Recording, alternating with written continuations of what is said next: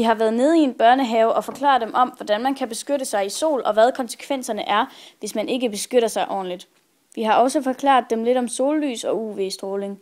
Vi synes, det er vigtigt at belære de unge mennesker om dette vigtige emne, og vi lægger vægt på, at det er vigtigt at starte i de små, før det er for sent.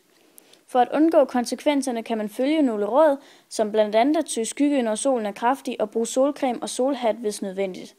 Ligesom kampagnen Skru ned for solen mellem 12 og 15's budskab er. Vi har også forklaret dem, hvad der sker, når man bliver solskoldet, og hvilke konsekvenser det kan have i fremtiden.